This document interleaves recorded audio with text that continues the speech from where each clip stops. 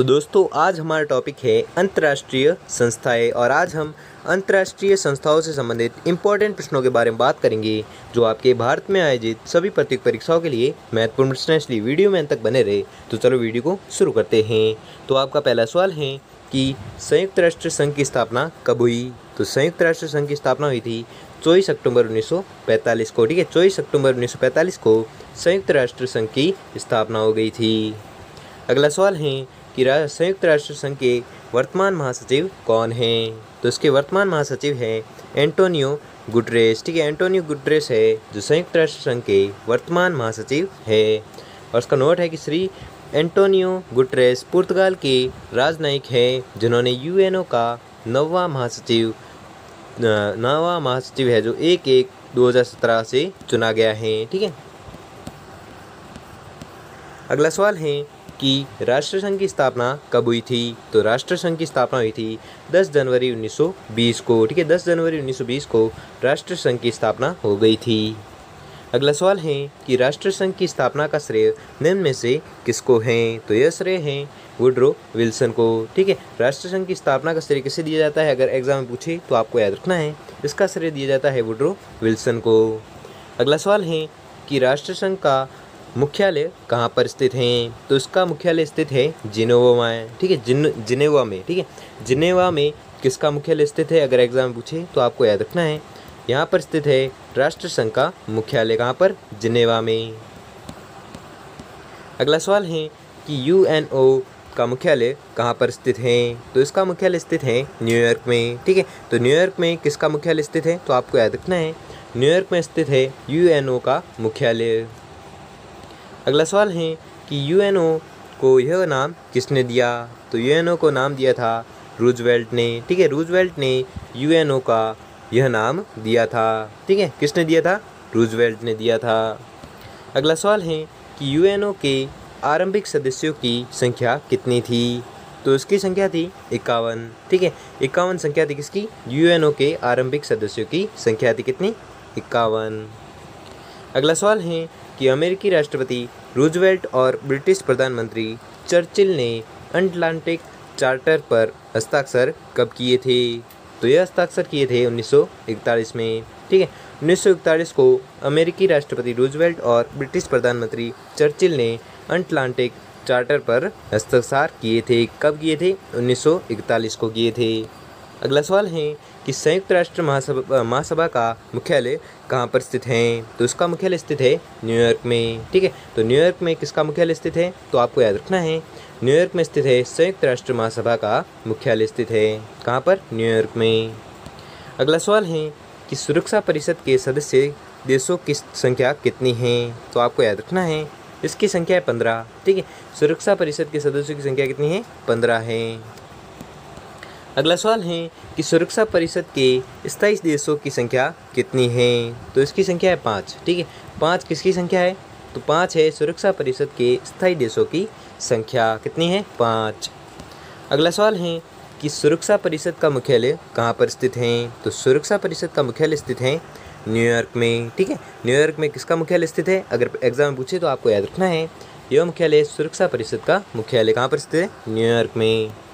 अगला सवाल है कि निम्न में से कौन सा देश सुरक्षा परिषद का स्थायी सदस्य नहीं है। तो वह देश है जर्मनी। ठीक है, जर्मनी वह देश है जो सुरक्षा परिषद का स्थायी सदस्य नहीं है। कौन, जर्मनी।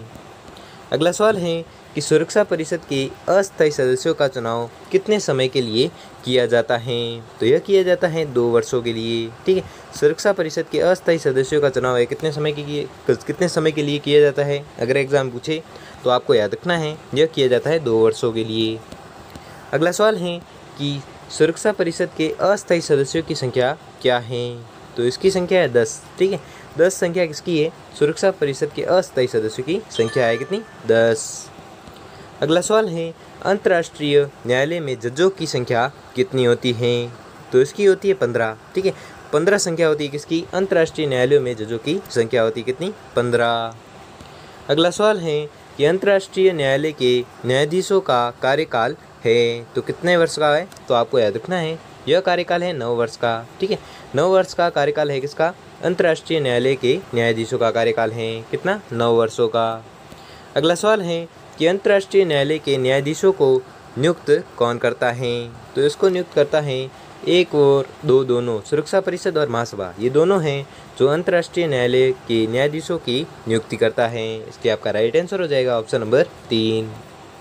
अगला सवाल है कि खाद्य एवं कृषि संगठन का मुख्यालय कहाँ पर स्थित है? तो इसका मुख्यालय स्थित है रोम में। ठीक है, रोम में किसका मुख्यालय स्थित है? तो आपको याद रखना है रोम में स्थित है खाद्य एवं कृषि संगठन का मुख्यालय स्थित है कहाँ पर? रोम में। अगला सवाल है कि यूनेस्को का मुख्यालय कहाँ पर स्थित है? तो यूनेस्को का मुख्यालय स्थित है पेरिस में। ठीक है, तो पेरिस में किसका मुख्यालय स्थित है? अगर एग्जाम पूछे तो आपको याद रखना है पेरिस में स्थित है यूनेस्को का मुख्यालय। अगला सवाल है कि विश्व स्वास्थ्य संगठन का मुख्यालय कहाँ पर स्थित है? तो इसका मुख्यालय स्थित है जिनेवा में। ठीक है, जिनेवा में किसका मुख्यालय स्थित है? विश्व स्वास्थ्य संगठन का मुख्यालय स्थित है।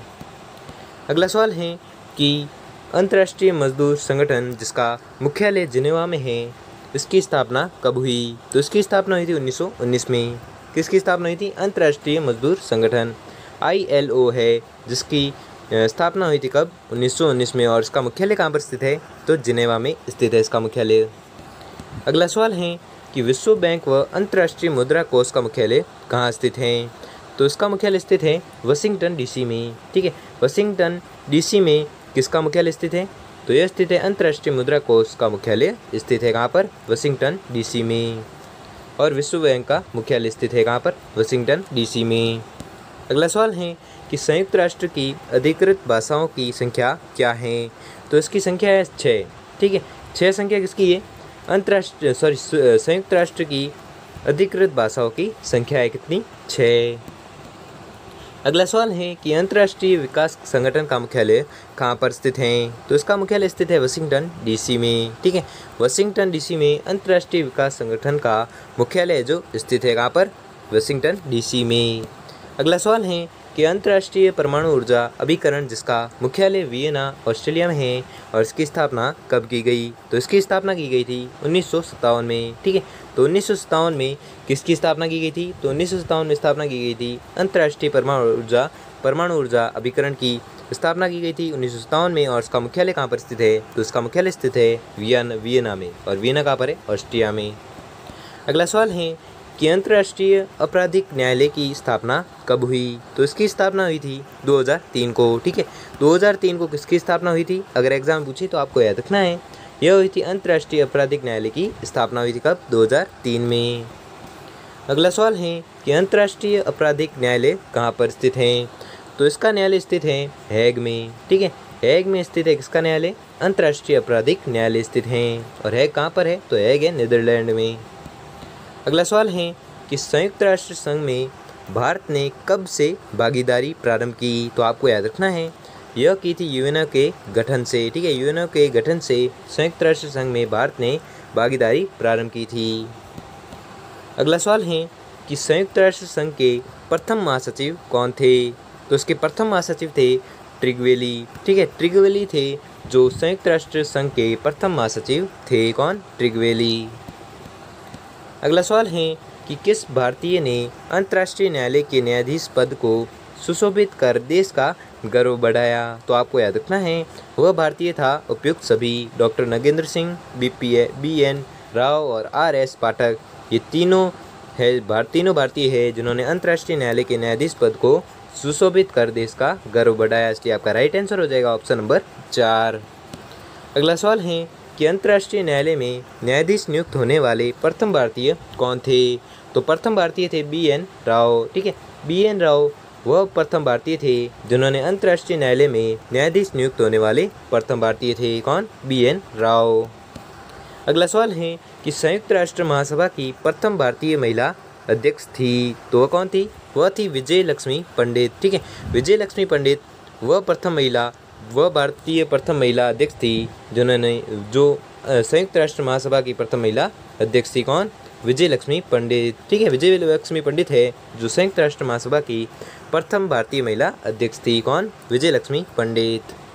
अगला सवाल है कि संयुक्त राष्ट्र महासचिव का कार्यकाल कितना होता है? तो इसका कार्यकाल होता है 5 वर्ष। ठीक है, 5 वर्ष कार्यकाल किसका होता है? तो आपको याद रखना है 5 वर्ष कार्यकाल होता है संयुक्त राष्ट्र महासचिव का।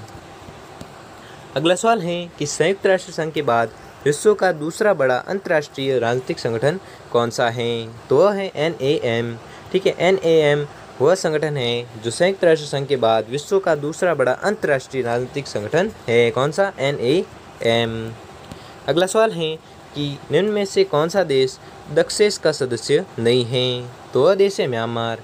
ठीक है, म्यांमार वह देश है तो जो दक्षेस का सदस्य नहीं है। कौन सा देश? म्यांमार। अगला और अंतिम सवाल है कि दक्षेस के सदस्य राष्ट्रों की संख्या कितनी है?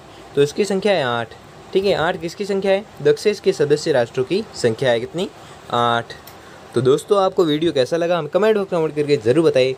अगर आपके लिए ये वीडियो थोड़ा सा भी हेल्पफुल साबित हुआ हो तो वीडियो को लाइक और चैनल को सब्सक्राइब कर लीजिए। धन्यवाद।